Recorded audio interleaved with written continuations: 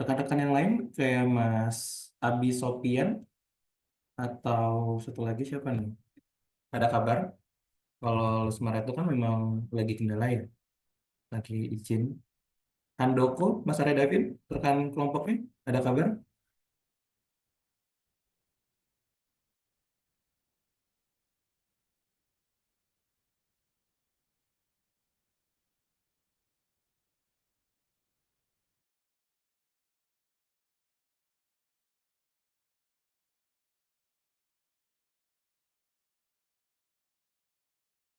Coba dihubungin dulu, Pak.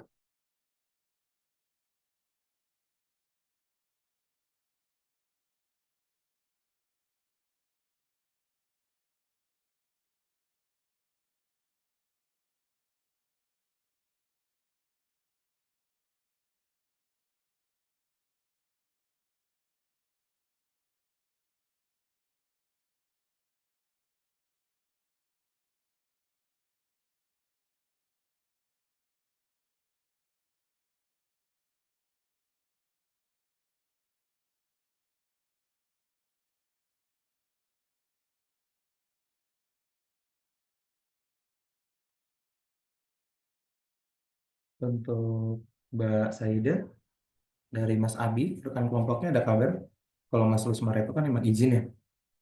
Untuk Abi Sofyan dari kemarin saya di kelompok saya tuh nggak ada kabar sama sekali, jadi saya juga kurang tahu ya Pak ya. Hmm. Ini kan tadi saya dari pagi udah ngecek ya yang di e-learning PTS. Untuk kelompok satu kan sudah submit tugasnya yang minggu lalu. Dari kelompok yang Mbak Saida, ada kendala kah? Kenapa belum submit tugasnya? Karena ini sih Pak, kan kemarin tadinya tuh saya mau ngerjain bareng Luis Mareto, cuman karena Abi Sofyannya tidak ada respon apa-apa, jadi kami belum rampung Pak. Jadi kami apa ya, kendalanya cuma di Abi Sofyannya aja sih. Takutnya kalau misalkan kita hanya ngerjainnya berdua, Abi Sofyan tidak dapat nilai kan kurang kurang ini apa ya. Jadi kita belum mengerjakan karena Abi Sofi kendalanya di kelompok kami sih Pak, si Abi Sofyan ini. Oke, nanti link submissionnya saya tambahin lagi. Oke, jadi biar tetap bisa ngumpulin tugas ya, jangan sampai kosong. Nanti malah kalian bertiga nggak dapat nilai untuk tugas yang kedua ini.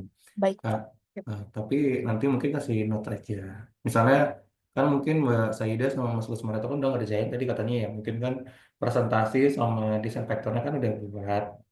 Bukan berarti nanti kalau presentasinya Mas Abi Sofyan nggak ada kabar juga, presentasinya berdua aja nggak apa-apa.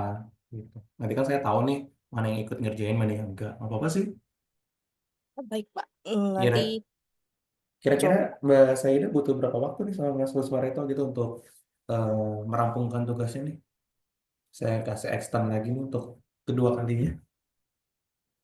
Mungkin untuk eksternnya sih mungkin karena Lus Mas Lus Mareto kurang tahu ya bakalan kerjaannya serumit apa. Mungkin kami bisa ngerjain pas di weekend sih Pak, karena kasihan Mas Lus Maretonya takut di hari-hari biasa karena kerja juga kan ya Pak ya. Ya, kalau gitu saya extend sampai hari Senin ya. Ya baik Pak. Terima Hari kasih Senin Pak. tuh berarti tanggal berapa? Senin itu berarti tanggal 15 ya. Waktunya kan udah itu 23, 4, 5 sampai tanggal 16. Nanti saya bikin jam 23, 5, 9. Tapi Oke Pak. itu kan jadi manfaatin ya waktunya karena kan hari ini nanti ada tugas lagi mungkin. Sebenarnya bukan tugas sih, lanjutan aja. Jadi nanti kita bisa pantau progres perkembangan dengan Oke. tugasnya. Ya baik Oh, Pak.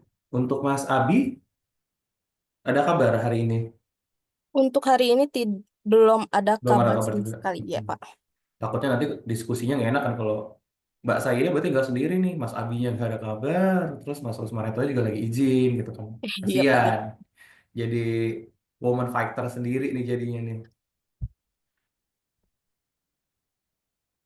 Ya udah kelasnya kita mulai dulu aja ya. Sambil nunggu rekan-rekan yang lain. Mas Arya Davin dari kelompoknya. Mas Handoko udah ada kabar? Untuk Mas Handoko paling saya tanyakan dulu ya Pak. Tapi kalau kelompok satu, selama ada Mas Arya Davin kayaknya bisa kontrol ya, bisa diskusi sama Mas Aji. Karena narasumbernya ada gitu kan. Beda halnya tadi kayak Mbak Saida mau nanya narasumbernya kan Mas Lus Maretonya lagi nggak ada. Gitu. Mungkin saya mulai dulu aja ya karena waktunya juga udah lewat berapa nih? Sudah 5:19 gitu kan. Nanti waktu belajar kita di kelas kurang. Oke. Untuk pertemuan kali ini pertemuan kita kemarin. Kemarin kan rekan-rekan sudah menentukan ya perencanaan auditnya, subjek auditnya apa, tujuannya apa, batasan auditnya apa. Tuh kan. Sekarang kita masuk ke masih di tahap planning yaitu merencanakan auditnya nih. Kemarin kan masih dibuat secara lisan lah ya, udah ada kita buat desain factor tapi belum ada laporan atau proposalnya.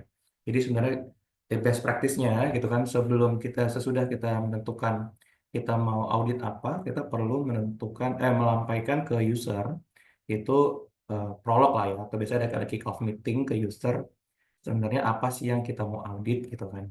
Nah, di sini tuh biasanya kita menyampaikan dalam bentuk open meeting tuh ada siapa aja yang akan bertugas, lalu metode auditnya seperti apa, nanti dokumen yang perlu diminta tuh apa, gitu kan. Nanti jadi dasar pas kita pengerjaan di lapangan, gitu kan, proses pelaksanaan audit, tuh si user udah tahu nih yang mau diaudit itu apa, dokumen yang harus dipersiapkan apa.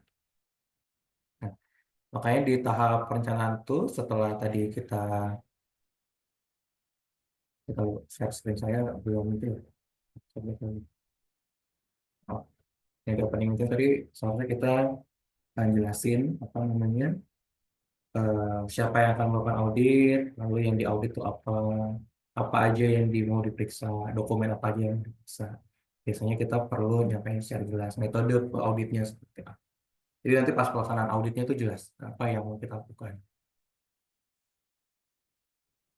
Oke, sekarang kita lanjut di tahap berikutnya saat pelaksanaan audit itu masih di perencanaan juga itu ada proses yang namanya membuat proposal audit sama menentukan prosedur. Nah, dalam menentukan laporan audit, kita kan biasanya perlu ya, tadi kan kita udah tahu apa yang mau diaudit. Nah, dalam melaksanakan audit tersebut, dokumen apa sih yang minta? Biasanya dalam melakukan perencanaan audit, kita perlu bikin namanya audit checklist. Audit checklist itu daftar dokumen apa yang mau diperiksa, proses audit apa aja yang akan dilakukan, gitu kan? Sampai juga daftar kuesioner atau interview yang akan kita tanya ke auditi gitu. Makanya di pertemuan sekarang kita akan melanjutkan kembali apa namanya proses audit itu kan perencanaan audit. Mungkin saya mau sedikit cerita dulu ya. Jadi dalam waktu perencanaan audit itu atau penentuan metode audit itu ada beberapa tahap ya. Kan kalau ideal tahapannya seperti ini ya. Kita udah jelas mau audit apa, kita siapin gitu kan daftar pertanyaannya, daftar dokumen yang mau itu. Jadi pas pelaksanaan audit itu jelas usernya juga tahu yang diaudit skopnya apa, memang 3 tahap. Ada yang lurus seperti ini gitu kan. Jadi kita merencanakan audit, nanti daftar pertanyaannya apa, baru melaksanakan audit. Ada juga yang daftar pertanyaan dalam menentukan daftar pertanyaan ini kan kita perlu ada referensi ya. Tadi referensinya dari mana? Apakah dari COVID, apakah dari ISO, atau dari ITIL, nah ini harus jelas dari mana. Tapi ada juga yang dalam melaksanakan audit, nah ini dia mengkombinasikan apakah hanya menggunakan COVID saja atau COVID dikombinasikan dengan ISO. Nanti gimana nih COVID dengan ISO dikombinasikan? Itu ada 2 metode lagi di dalamnya. Ada juga yang simple gitu kan. Untuk menentukan ruang lingkup auditnya itu menggunakan COVID. Nanti misalnya dalam menentukan ruang lingkup auditnya terpilih di desain faktornya itu tentang manage security ya, tentang keamanan informasi gitu kan. Nanti dia dalam melaksanakan auditnya gitu kan berdasarkan checklist-checklist yang ada di COVID.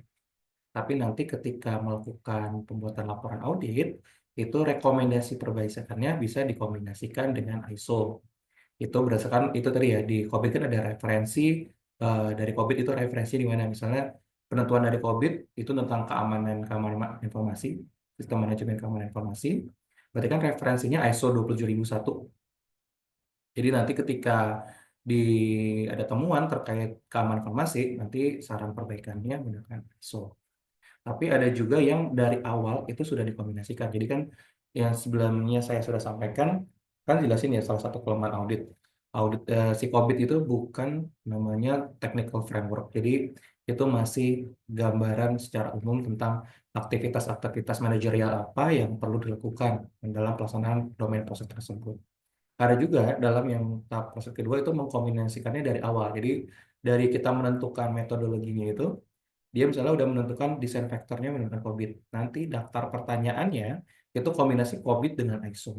Langsung dari awal. Jadi nanti manajemen prosesnya harus ada di dokumen apa aja. Nanti teknikalnya misalnya harus menerapkan misalnya kriptografi dalam pengamanan data-data pribadi.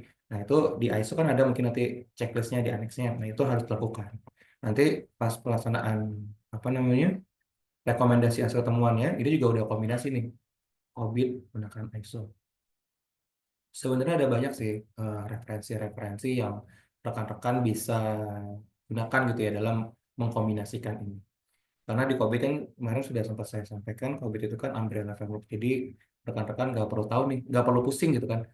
Si COVID ini perlu di-combine lah dengan framework apa gitu. Karena di bagian bawahnya sudah ada apa namanya referensinya gitu. Misalnya kalau di ISO tadi kan ISO 2071 untuk yang keamanan informasi. Terus kalau misalnya yang jadi ruang lingkup auditnya misalnya tentang manajemen proyek, nanti ada tuh ISO tentang manajemen proyek. Atau misalnya manajemen perubahan. Kalau di manajemen perusahaan manajemen perubahan IT tentang versioning, update progress itu biasanya dari ITIL itu ada apa namanya rekomendasi-rekomendasi apa aja sih yang harus dilakukan gitu. Makanya untuk tugas kali ini kita lanjutkan lagi tugas yang kemarin, kita akan membuat daftar pertanyaan dari daftar-daftar penentuan ruang lingkup COVID yang kemarin. Nah, kalau kelompoknya Mas Arya Davin kan saya lihat tugasnya ada dua ya yang kedapat design factor ya. Nah, itu cukup dipilih satu aja Mas Arya Davin. Mau yang dipilih apa nih Mas? Yang availability sih Pak. Yang availability aja. Ya. Nah, untuk membuat daftar pertanyaannya, itu kan nanti saya bebaskan ke rekan-rekan, gitu kan. Daftar pertanyaan itu mau dilihat dari mana? Udah ada yang tahu sebelumnya kira-kira kalau membuat daftar pertanyaan kuesioner dari COVID itu ngeliatnya di sebelah mana? Belum Pak. Buku dari COVID-nya udah bisa di download dari Google Drive-nya ya, atau saya kirim lagi di live chat, ya, di chat Zoom sebentar. Jadi di COVID itu ada buku edisi kedua ya tentang objective guide. Nah, di sini rekan-rekan bisa download dulu. Saya sampaikan.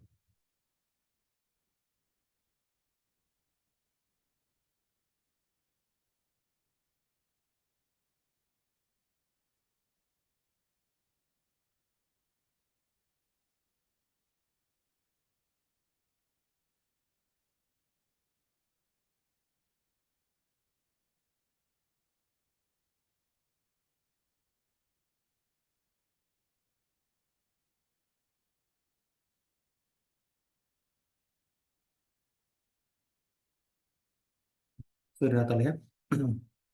Jadi contohnya kita ambil contoh kelompoknya satu ya kelompoknya Mas Arya David. Contohnya tadi kelompoknya Mas Arya David itu kemarin bahas penentuan setelah curhat gitu ya dari desain vektor 1 sampai desain vektor 10 itu ada dua kan kemarin ada BAI 04 tentang manage availability dan capacity, terus ada lagi kalau nggak salah manage change ya Mas Arya David ya, betul lagi ya. Iya Pak.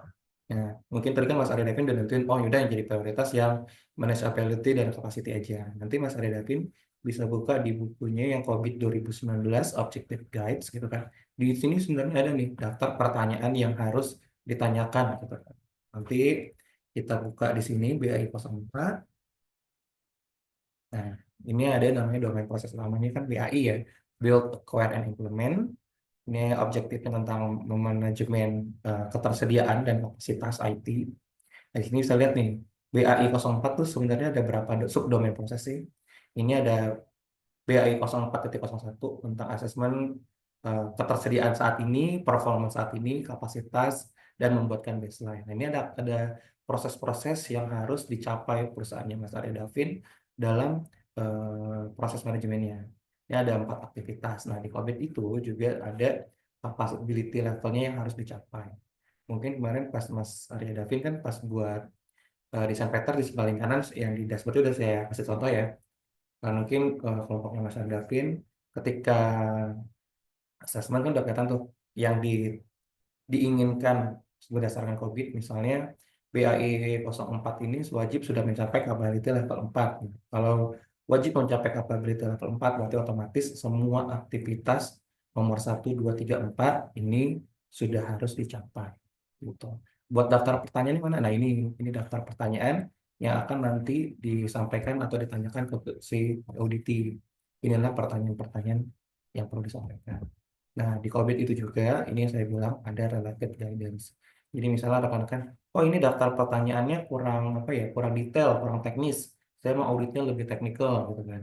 Ini masih terlalu manajerial. Nah, ini di bawahnya sudah ada nih related guidance-nya. Bisa buka dari CMMI, ISF, ISO 20000, IPIL, dan NIST.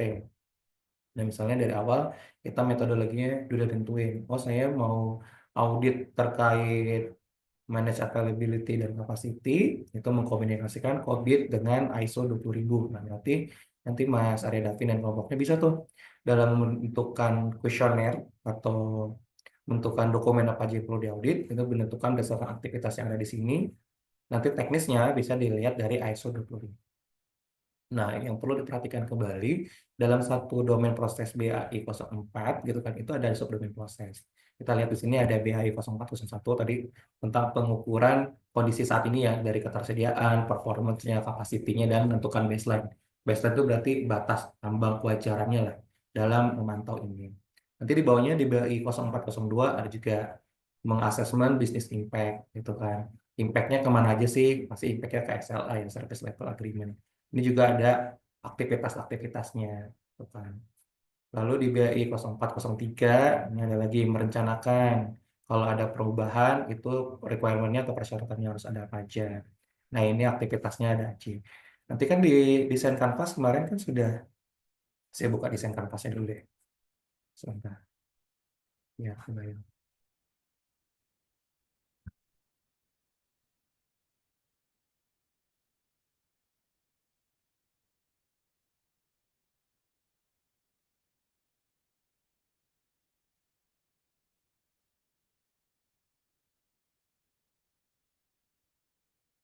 Ya, screen.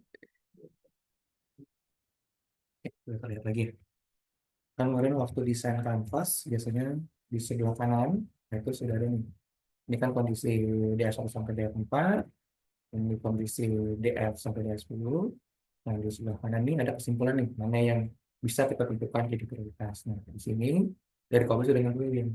Sebenarnya target capability levelnya atau berapa sih? Gitu. Soalnya kemarin kelompoknya Mas Arya Davin dari priority ini berarti targetnya harus level 4. Berarti waktu nanti melakukan audit itu minimal aktivitas atau kuesionernya sampai level 4 ini bisa ditanyakan ke audit ini. Untuk level 5 gimana? Boleh ditanyain apa enggak? Boleh ditanyain juga, tapi tidak wajib.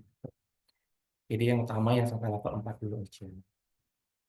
Nanti di B4 ini juga ada banyak subdomain proses tadi ya, sampai BAI 04, misalnya kakak tadi. Di bawahnya ada BAI 04, 09. Nah, di sini di halaman terakhir, kita bisa lihat nih. Oh, BAI 04 itu ternyata domain prosesnya sampai 5 aja. Berarti ada subdomain proses. Nah, dalam COVID itu ada istilahnya dua ya, capability level dan maturity level. Nah, kalau capability level adalah kemampuan kapabilitas dalam melakukan suatu proses. Jadi kita bisa melihat nih, kalau kita sudah melakukan sampai aktivitas nomor 1, 2, 3, berarti kita sudah di kemampuannya di level 4. Terus kedua itu namanya maturity level. Maturity level adalah rata-rata dari kelima proses. Misalnya di BAI 0401 ini level 4, di sini level 4, di sini level 4, di sini level 4, di sini level 4. Berarti nanti maturity levelnya apa? Tinggal diambil rata-rata dari kelima capability level. Nanti di COVID juga itu ada panduan dari setiap BAI ini itu sebenarnya siapa sih yang bertanggung jawab. Nah kan dulu pernah saya sempat jelasin tentang Raci chart ya. siapa yang responsibel, siapa yang accountable, yang bertanggung jawab, siapa yang di-inform, siapa juga yang consulted. Nah, itu bisa kita lihat. BAI 0401 berarti yang jawab, yang bertanggung jawab CTO-nya. Di BAI 0402 berarti yang menjawab nih eksekutif komitenya. BAI 0403 ini siapa yang bertanggung jawab, berarti CTO-nya lagi. Nah, mungkin kan di suatu kondisi perusahaan beda-beda ya. Mungkin di suatu perusahaan ada yang CEO-nya, ada CTO-nya, ada CIO-nya. Nah, di Kopi itu fleksibel. Jadi ketika misalnya nggak ada CTO-nya, berarti biasanya CEO-nya bisa jadi auditing. Atau kalau nggak perusahaan itu nggak ada CEO, nggak ada CTO, ya berarti cukup manajer IT-nya aja. Karena kan manajer IT juga sebagai chief ya, atau kepala dalam pengelolaan IT-nya. Tuh. Oke. Untuk rekan-rekan sekalian, sudah mungkin melihat e-learning-nya masing-masing. Saya buka dulu e-learning-nya ya. Di situ ada tugas terkait membuat daftar kuesioner.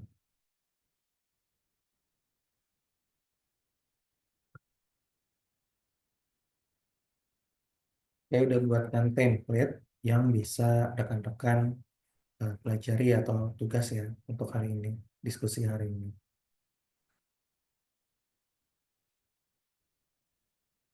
Oke, di sini ada pertemuan 14 tentang audit checklist. Di sini kita diminta untuk membuat audit proposal dan audit checklist. Dia sebenarnya nggak tugas, tapi jadi achievement buat rekan-rekan melanjutkan ke berikutnya, tugas berikutnya. Ini ada dua template yang bisa rekan-rekan isi. Ini dokumen rencana audit. Berarti misalnya dokumen rencana audit, audit apa disebutin ya. Judulnya berarti judul dokumen proses yang diaudit. Logo bisa dicari dari logo organisasi masing-masing.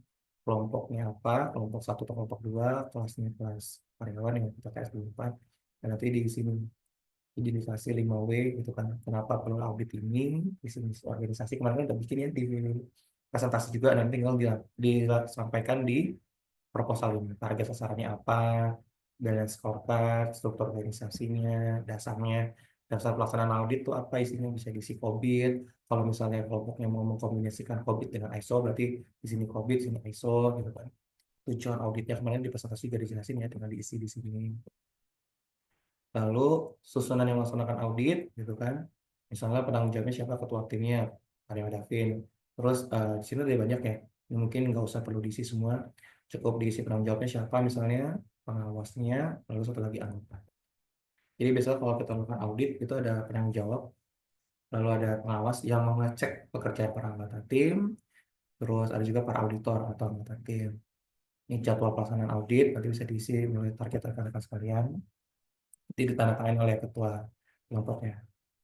Lalu selanjutnya ada audit checklist. Nah, ini tadi diisi terkait proses bisnis yang ingin diaudit, subdomain prosesnya apa aja tadi. Contohnya BAI 04 ya, BAI 04 berarti subdomain prosesnya dari BAI 01 sampai BAI 0405 gitu kan. Organisasinya di mana, periodenya kapan. Nah, ini diisi berikutnya adalah komponen-komponen apa aja tadi nih, aktivitas-aktivitas yang mau diaudit. Misalnya BAI 0401 itu sebenarnya kalau tidak dilaksanakan resikonya apa sih? Lalu aktivitasnya ada apa aja? Lalu diisi siapa yang nanti anggota tim masing-masing. Lalu nanti ditentukan. Mungkin ada pertanyaan dari rekan-rekan sekalian. Nanti saya buatkan breakthrough biar rekan-rekan bisa diskusi lagi seperti kemarin. Nanti mungkin kalau ada yang bingung untuk proposalnya, di sini saya udah kasih satu apa namanya, satu folder lah. Ini ada contoh audit plan ya. Saya cari di internet gitu kan. Saya udah downloadin buat rekan-rekan lihat. Ini contoh ya. Tadi contohnya audit plan dari Kominfo Mas gitu kan. Nah, tadi ya cover, lalu identitas organisasi, visi misinya dan sebagainya. Ini balance scorecard, terus struktur organisasi, lalu tujuan auditnya apa. Ini kan bisa diisi ya berdasarkan tujuan yang ada kemarin di presentasi, atau rekan-rekan bisa lihat di file COVID itu sebenarnya juga ada nih tujuannya itu untuk melakukan apa. Di sini ada tujuannya untuk melakukan apa. Lalu di sini juga ruang lingkupnya, BAI 04 berapa aja, yang diaudit siapa, metodenya apa disampaikan. Nah, ini di sini berdasarkan presentasi kemarin, disinfektor 1 sampai disinfektor 10, lalu nanti yang dipilih prioritas mungkin ditandain aja seperti ini. Karena kan kelompoknya Mas Arya Davin ada 2 yang 100 ya, nanti dipilih salah satu aja tadi. Lalu tim auditornya siapa, nanti ditanda tangan. Audit checklist juga sama.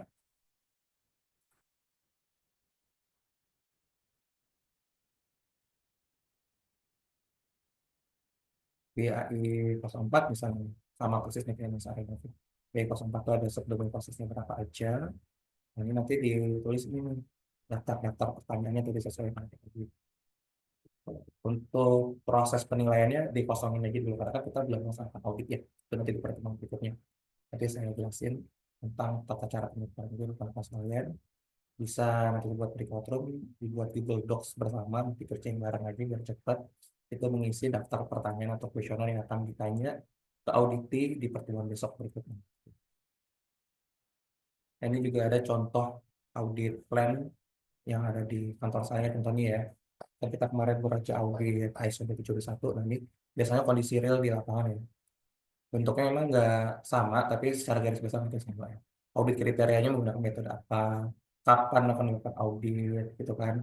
Lalu kebijakan tentang auditnya sudah ada apa belum disampaikan, periodenya kapan, lokasinya di mana, lalu auditinya representatifnya yang akan diaudit siapa.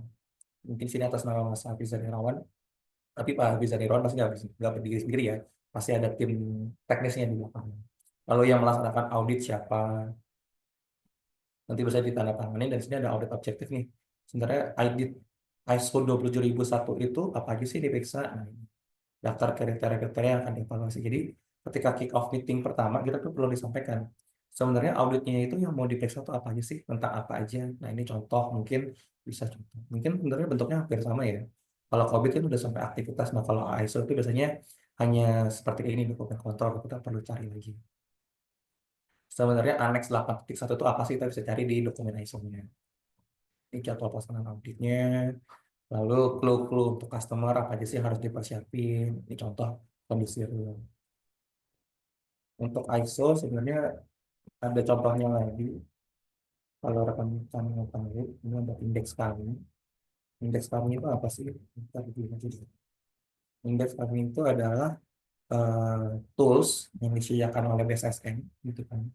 Itu merupakan apa namanya ya, adopsi dari ISO 27001. Jadi kalau organisasi rekan-rekan kalian mau menerapkan ISO 27001 gitu kan mahal ya, kita nggak tahu nih kalau kita bayar lagi konsultan pihak ketiga itu biaya. Sedangkan kalau kita sendiri nggak tahu nih gitu kan apa aja sih yang di aneks-aneks ISO itu yang harus dilakukan. Jadi kan ada contohnya aneks berapa nih, aneks 8.1 gitu kan, atau aneks 8.2 kan kita nggak tahu. Sedangkan kalau kita mau beli buku ISO-nya kan mahal, gitu kan, ada biayanya. Nah, di sini di si BSSN udah menyediakan nih daftar-daftar dokumen apa aja yang harus disiapkan untuk buku ISO. Nah, dokumennya bentuknya seperti apa, misalnya.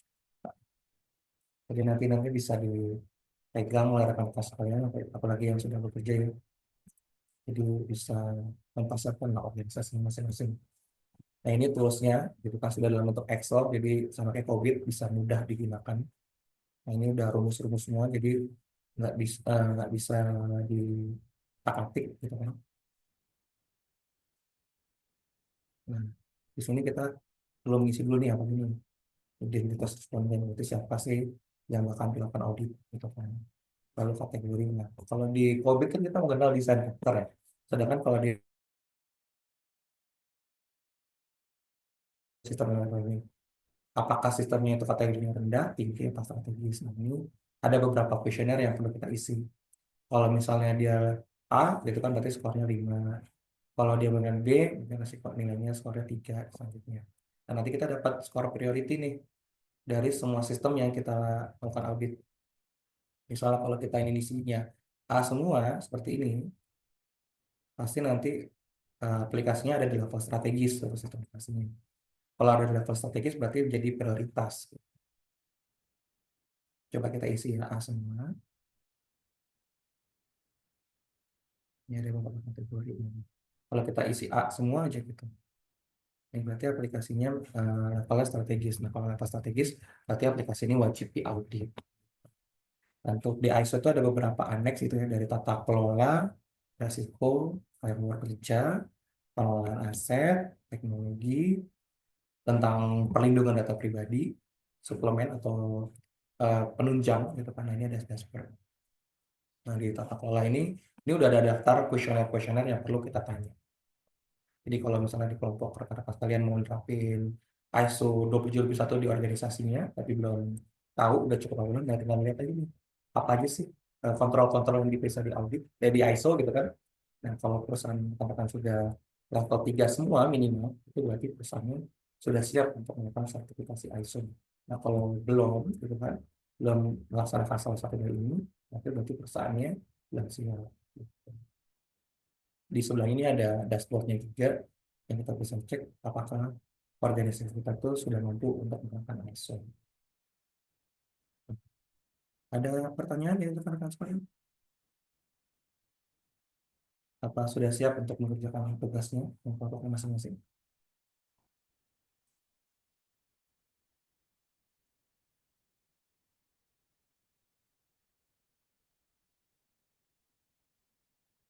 Kalau sudah, saya buat breakout room dulu ya. Eh, untuk 2 kelompok. Untuk pengumpulannya kapan Pak? Untuk yang COVID plus wawancara tadi Pak. Untuk buat daftar kuesioner sebenarnya gampang ya, kan udah ada. Mas Arya Davin rencananya gimana? Apa mau berdasarkan COVID aja atau mengkombinasikan dengan kontrol-kontrol lain di bawahnya? Kalau pengennya Mas Arya Davin. Itu yang digabungkan tuh bagaimana Pak maksudnya Pak? Gimana Mas?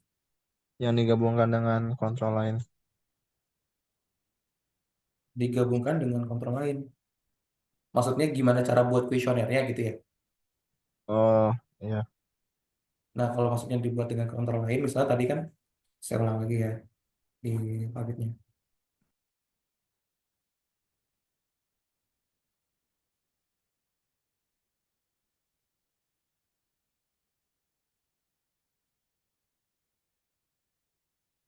Sudah kelihatan Mas Arya Davin. Sudah Pak. Ini kan kelompoknya Mas Arya Davin itu di BAI 04 ya, yang manage objektif. Nah, untuk buat daftar kuesionernya itu tinggal ini aja Mas. Ini kan ada daftar aktivitas.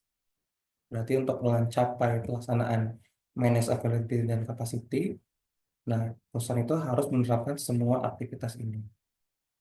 Nah, ini kan aktivitas dalam bahasa Inggris dan dalam bentuk bahasa yang formal. Nanti kalau buat dalam bentuk kuesioner, tinggal ditranslate aja ke bahasa Indonesia. Lalu di diksinya diganti lah dengan bahasa yang lebih apa ya, lebih kasual, jadi mudah dimengerti sama auditi nanti. Nah, Berarti kalau itu di masih berupa kalimat ya Pak, belum pertanyaan. Nanti dibuat dalam bentuk daftar pertanyaan. Jadi kan ini misalnya nih, pakai semua dua, identify and follow up all incident caused inadequate performance and capacity. Berarti nanti pertanyaannya, apakah organisasi Anda sudah mengidentifikasi dan follow up semua insiden yang terjadi terhadap performance dan kapasitas kayak gitu. Nanti ini kan daftar pertanyaannya. Nanti evidence-nya berarti kan ada nih dokumen lognya lah, daftar insiden terkait pengelolaan performa dan kapasitas kayak gitu. Nah, tinggal dibuat daftar pertanyaan aja Mas dari ini. Kelompoknya Mas Arya Davin kan BAI 04 ya. BAI 04 itu kan ada 041, 042, 043, 044, sampai BAI 04, 05. Yang berarti aktivitasnya ini ditranslate ke dalam bahasa Indonesia dulu, terus diganti diksi kalimat yang lebih kasual lah ya, mudah dimengerti gitu. Nanti Siap di Pak. nanti ditulis di kopas gitu kan ke dalam template yang tadi saya share. Ini kan tadi sudah buka ini e-learning ini. Ini Iya kan Pak, ada ada dua, Pak. ini ada audit plan proposal dan audit checklist. Nanti tinggal di kopas ke sini. Daftar pertanyaannya apa aja sih gitu kan. Nah, kalau audit plan ini yang dari presentasi kemarin. Dari presentasi kemarin dibuat diksi dalam kalimat proposal yang lebih proper atau dalam presentasi yang besar di sana. Nah, ini jadi proposal audit plan. Kan satu kelompok bertiga, ramean aja. Jadi ada satu orang mungkin yang buat audit checklistnya, karena ini kan hanya tinggal mentranslate ya sebenarnya, sama mengganti diksinya ke dalam bahasa yang lebih bentuk pertanyaan, kuesioner, ini ada contohnya juga. Nah, kalau dua lagi mungkin mengisi yang lebih banyak. Yang pasti kan Mas Arya Davin yang paling tahu lah ya, perusahaannya bergerak di bidang apa, visi misinya apa, lalu balance scorecard-nya lebih kemana, struktur organisasinya. Kalau di bagian bawahnya untuk metode, ini kan tinggal kopas dari presentasi kemarin ya, yang bisa faktor. Oh siapa? Mungkin saya pakai yang itu aja Pak. Breakout room-nya sudah saya buat, gitu kan. Rekan-rekan bisa masuk ke kelompok breakout room masing-masing untuk berdiskusi dan mengisi tadi ya 2 template gitu. Untuk yang indeks kami sama itu ada pertanyaan.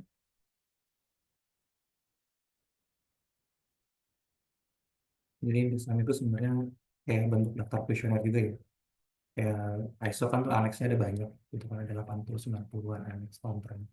Nah, di indeks kami itu daripada kita selaku perusahaan harus beli dokumen ISO atau pakai konsultan pendampingan ISO, si BSSN nyediain tools pakai Excel nih. Jadi organisasi-organisasi di Indonesia, baik pemerintah maupun swasta, itu bisa menerapkan ISO untuk menjamin keamanan informasi organisasi masing-masing secara gratis ya. Itu juga indeks kami itu udah diupdate rutin oleh BSSN ya. Ini udah indeks kami versi 5 gitu kan, berarti sudah versioning dari ISO 27001 yang tahun 2022. Ini udah indeks kami versi 5. Jadi kita udah melakukan audit, biar auditnya terarah. Setelah kita tentuin ruang lingkup, kita perlu buat daftar kuesioner ya. Jangan sampai nanti pas kita pelaksanaan audit baru buat daftar pertanyaannya apa. Jadi sebelum kita kick off meeting itu kita udah buat dulu nih. Kita melakukan audit tuh apa aja sih yang mau ditanya, gitu kan, pertanyaannya apa tuh udah siap. Mungkin ya persilakan untuk rekan-rekan masuk ke aplikasi masing-masing.